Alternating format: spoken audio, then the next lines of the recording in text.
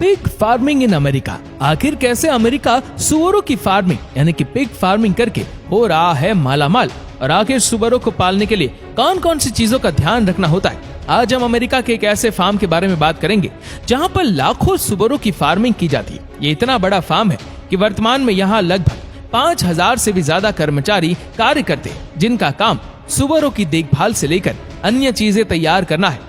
America के इस farm में सुअरों के रहने के लिए खास इंतजाम किए गए। यहाँ एक साल में करीब 500 बच्चे जन्म लेते हैं। एक सुअर का गर्भकाल 114 दिनों का होता है।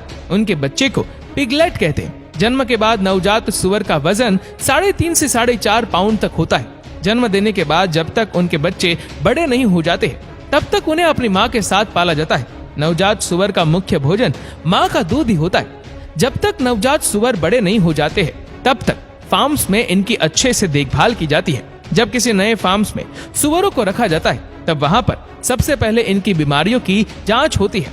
जब वो बड़े हो जाते हैं तो इनको कसाई खानों में लटका दिया जाता है और उन्हें मार कर इनके मांस को अलग कर दिया जाता है। सुअर के जरूरी अंगों के हिसाब से इसके मीट को पैक करके मार्केट में रवाना कर दिया जाता है।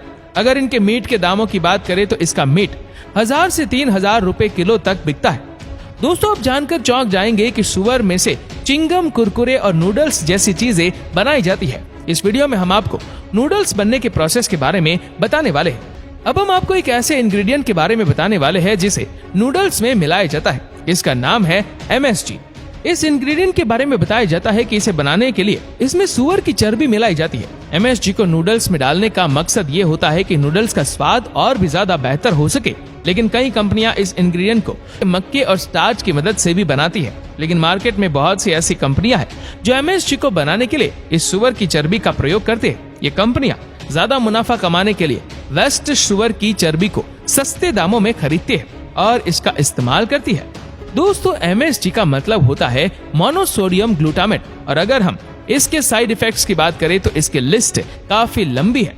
इसकी वजह से सर दर्द, पेट दर्द और चक्कर भी आ सकते हैं। अगर हम बात करें कि नूडल्स को कैसे बनाया जाता है तो सबसे पहले फैक्ट्री में आटा, मैदा, कई तरह के मसाले, केमिकल्स और साथ में इस MSG इंग्रेडिएंट को भी मिलाया जाता है। इनके अलावा इसमें पानी भी मिलाया जाता है। जब ये सब कुछ मिक्स हो जाता है तब इस आटे को अच्छे से गूंथा जाता है और फिर गूंथ चुके आटे को एक रोलर के जरिए गुजारा जाता है। इसकी वजह से ये आटा लंबे लंबे शीट्स में बदल जाता है और फिर बाद में इसे नूडल्स की शेप में काट दिया जाता है। यहाँ पर आप देख सकते हैं कि नूडल्स को ये मशीन कैसे इक्वल साइज में काट रही है। दोस्तों, इन फैक्ट्रीज में नूडल्स को लगभग 80% तक पका लिया जाता है और बाकी का जब ये आपके घर आता है तो आप इन्हें पकाकर खा लेते हैं।